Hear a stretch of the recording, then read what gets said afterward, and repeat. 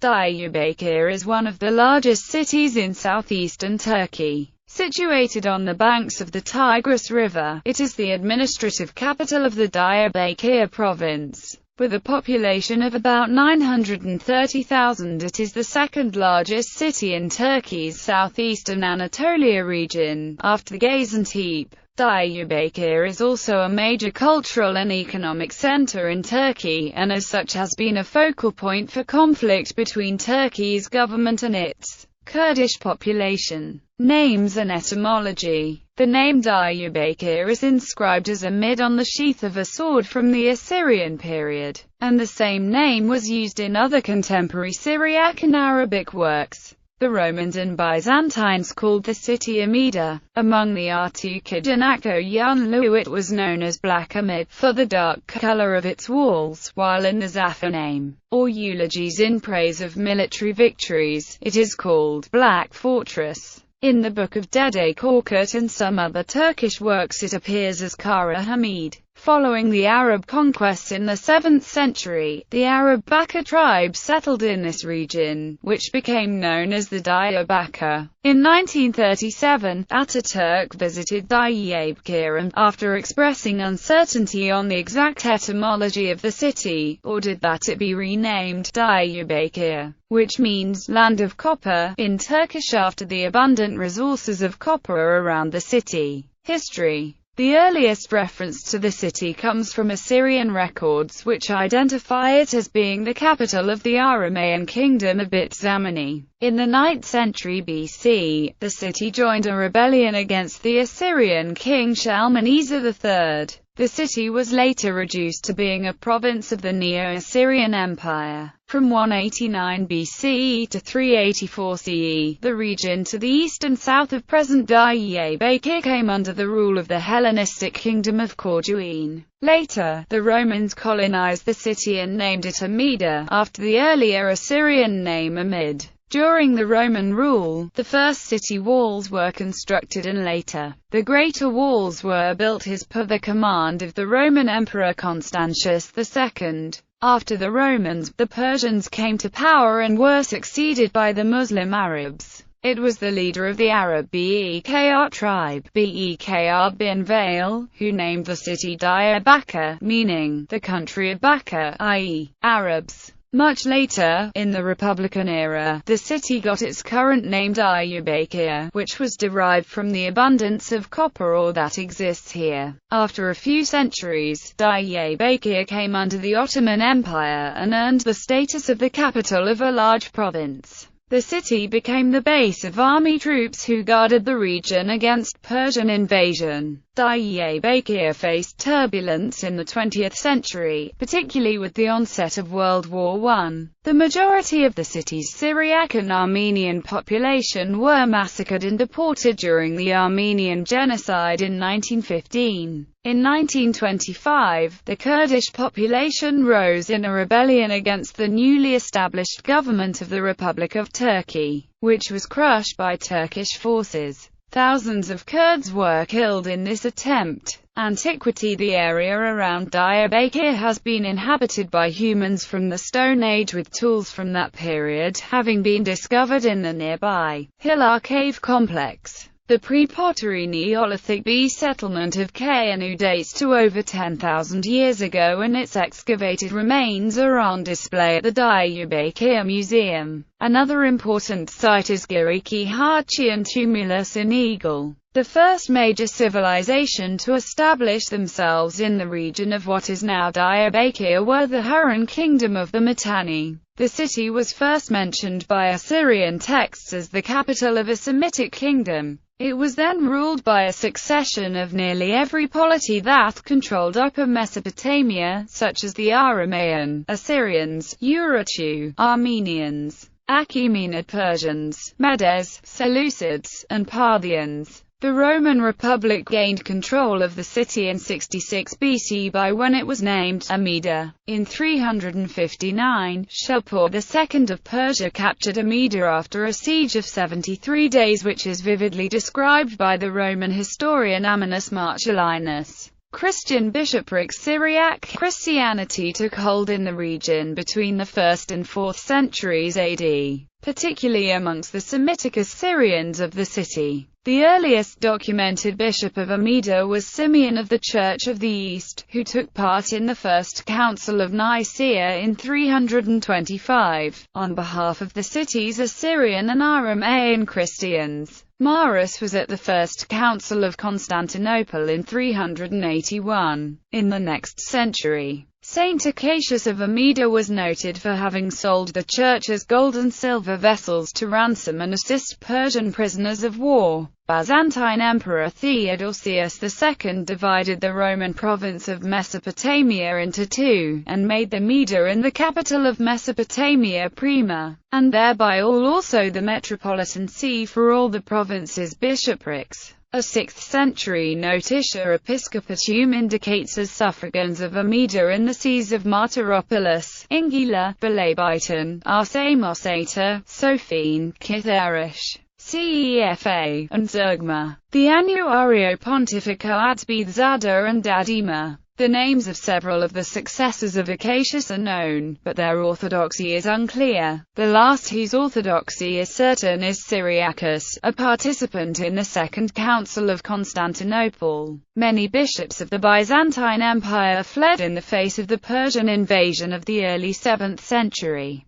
With the resultant spread of the Jacobite Church, Michael the Syrian gives a list of Jacobite bishops of Amida down to the 13th century. At some stage, Amida became a see of the Armenian Christians. The bishops who held the see in 1650 and 1681 were in communion with the Holy See, and in 1727 Peter Darbophosian sent his profession of faith to Rome. He was succeeded by two more Catholic Armenians, Eugenius and Ioannis of Smyrna, the latter of whom died in Constantinople in 1785. After a long vacancy, 3 more bishops followed. The diocese had some 5,000 Armenian Catholics in 1903, but it lost most of its population in the Armenian genocide. The last diocesan bishop of the see, Andreas Elias Celebian, was killed with some 600 of his faithful in the summer of 1915. An eparchy for the local members of the Syriac Catholic Church was established in 1862. Ignatius Philip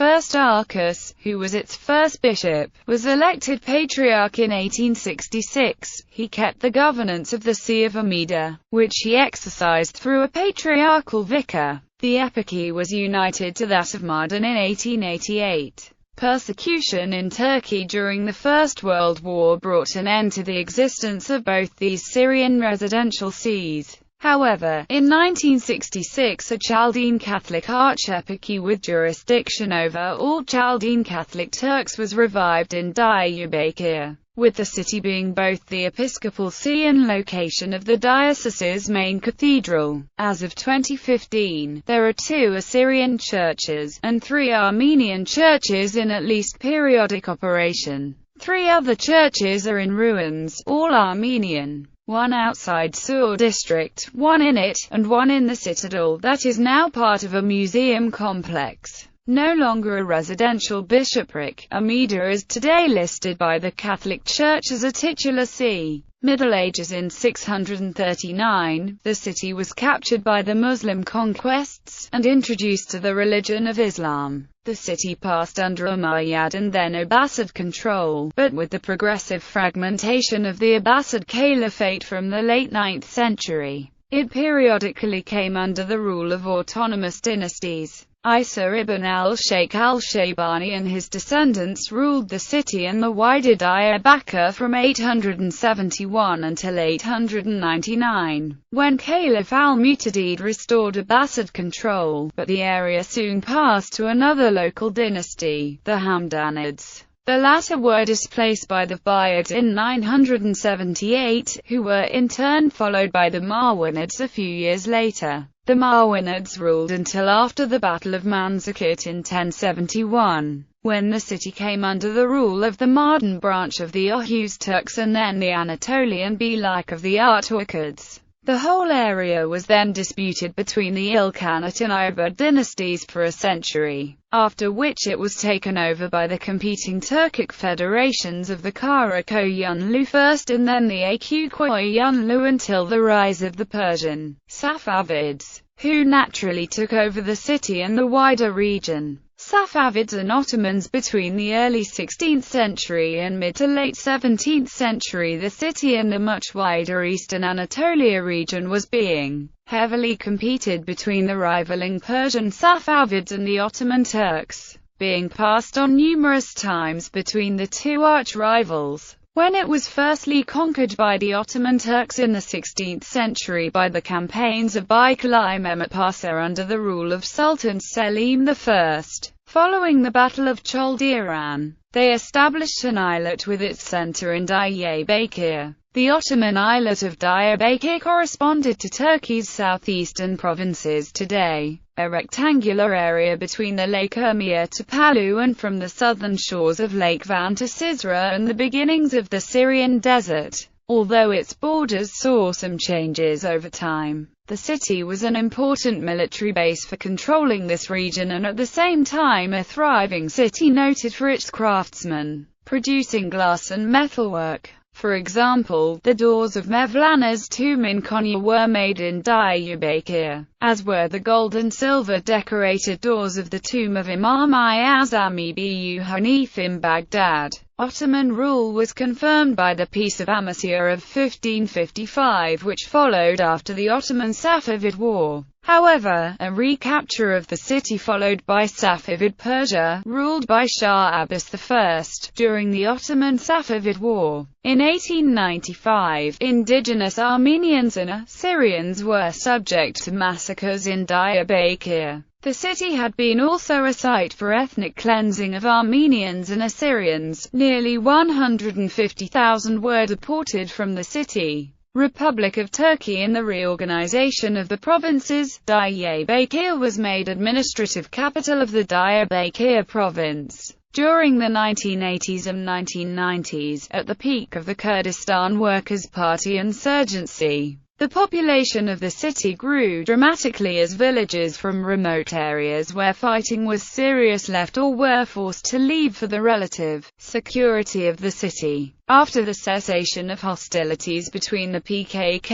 and the Turkish army, a large degree of normality returned to the city, with the Turkish government declaring an end to the 15-year period of emergency rule on 30 November 2002. Diyarbakır grew from a population of 30,000 in the 1930s to 65,000 by 1956, to 140,000 by 1970, to 400,000 by 1990, and eventually swelled to about 1.5 million by 1997. The 41-year-old American-Turkish Pirinklik Air Force Base near Diyarbakır, known as NATO's frontier post for monitoring the former Soviet Union and the Middle East, closed on 30 September 1997. This closure was the result of the general drawdown of U.S. bases in Europe and the improvement in space surveillance technology. The base housed sensitive electronic intelligence gathering systems that monitored the Middle East, the Caucasus, and Russia. According to a November 2006 survey by the Sur municipality, one of Diyarbakır's metropolitan municipalities, 72% of the inhabitants of the municipality use Kurdish most often in their daily speech, followed by Turkish, with small minorities of Assyrians, Armenians and Yazidis still resident. Economy. Historically, Diyarbakır produced wheat and sesame. They would preserve the wheat in warehouses, with coverings of straw and twigs from licorice trees. This system would allow the wheat to be preserved for up to 10 years. In the late 19th and early 20th century, Diyarbakır exported raisins, almonds, and apricots to Europe. Angora goats were raised, and woolen mohair was exported from Diyarbakır. Merchants would also come from Egypt, Istanbul, and Syria, to purchase goats and sheep. Honey was also produced but not so much exported, but used by locals. Sericulture was observed in the area, too. Prior to World War I, Diyarbakır had an active copper industry, with 6 mines. 3 were active, with 2 being owned by locals and the third being owned by the Turkish government. Tenorite was the primary type of copper mined. It was mined by hand by Kurds. A large portion of the ore was exported to England. The region also produced iron, gypsum, coal, chalk, lime, jet and quartz, but primarily for local use. Culture. Some jewelry making and other craftwork continues today, although the fame of the Diyarbakır's craftsmen has long passed. Folk dancing to the drum and zurna are a part of weddings and celebrations in the area. Cuisine. Diyarbakır is known for rich dishes of lamb which use spices such as black pepper, sumac and coriander, rice, bulgur and butter. The most famous specialty dish from Diyarbakır is meftun, which is made up of lamb, meat and vegetable laced with garlic and sumac. Another known dish is kaburga dolmasi, which is a baked lamb's ribs stuffed with rice and many spices. Diyarbakır is also famous for its watermelons, which are exported internationally. One of the largest events in the city is the annually held Watermelon Festival. Main sites.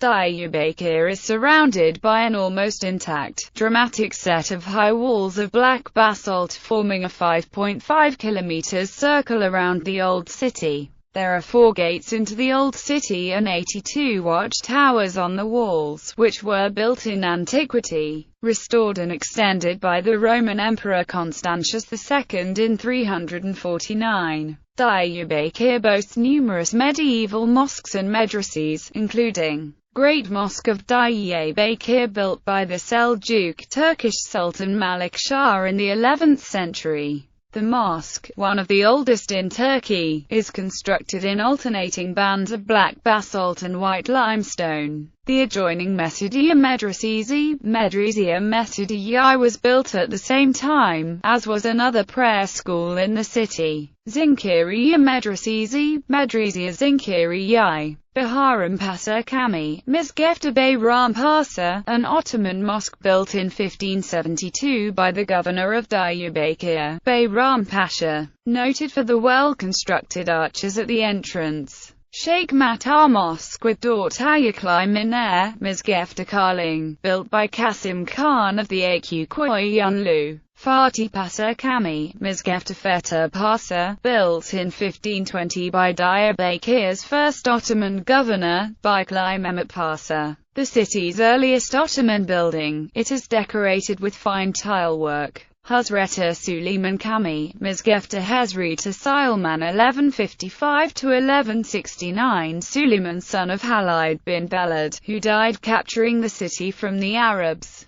is buried here along with his companions. Husrev Pasha Cami, Mizgefte Husrev Pasha, the mosque of the second Ottoman governor, 1512–1528. Originally the building was intended to be a school. İskender Pasha Cami, Mizgefte İskender Pasha, a mosque of an Ottoman governor, an attractive building in black and white stone, built in 1551. Melik Ahmet Cami, Melik Ahmed Pasha, a 16th-century mosque noted for its tile prenition for the double stairway up the minaret. Nebi Cami, Mizgefte Pegzember, an Akkoyunlu mosque, a single-domed stone construction from the 16th century. Nebi Cami means, the Mosque of the Prophet, and is so named because of the number of inscriptions in honor of the Prophet on its minaret. Safa Cami, Mizgefte Palo, built in 1532 by the Akkoyunlu tribe.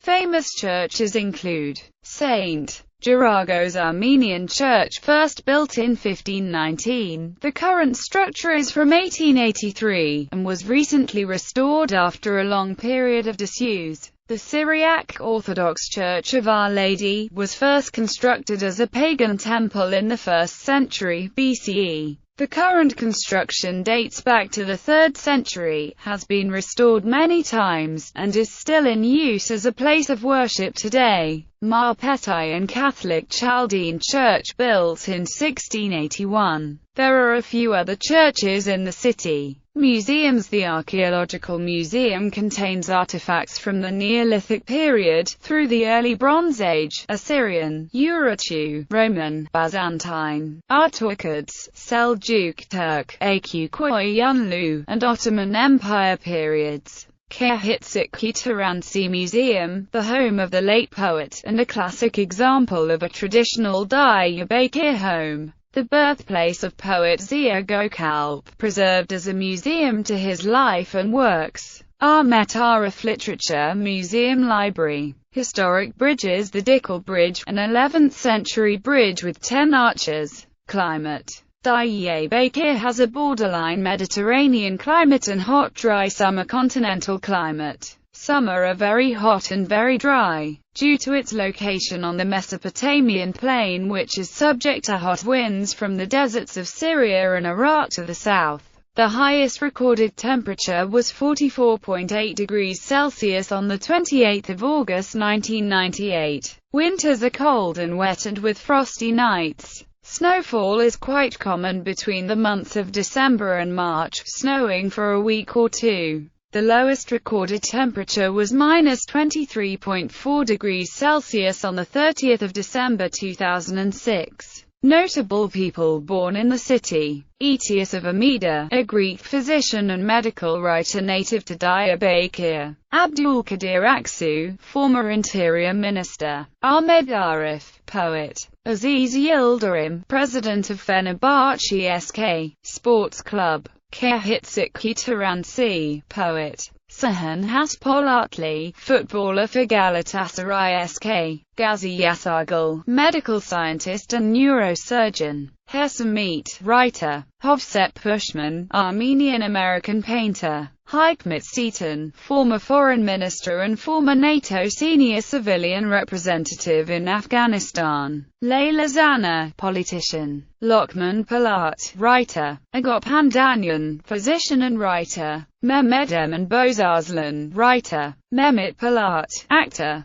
Kevork Malikian, actor. Naum Faiq, writer. Osman Baydamai, politician. Rupan Zartarian, Armenian writer. Rolian Barnas, writer. Songül Öden, actress. Süleyman Nazif, poet. Ziya Gökalp, sociologist and writer. Mugurdik Margasian, writer. Koskun Saber, musician. Saifaldin al-Ahmadi, Islamic theologian and legal scholar of the Shafi'i school. Zabal C. Boyajian, Armenian painter and writer.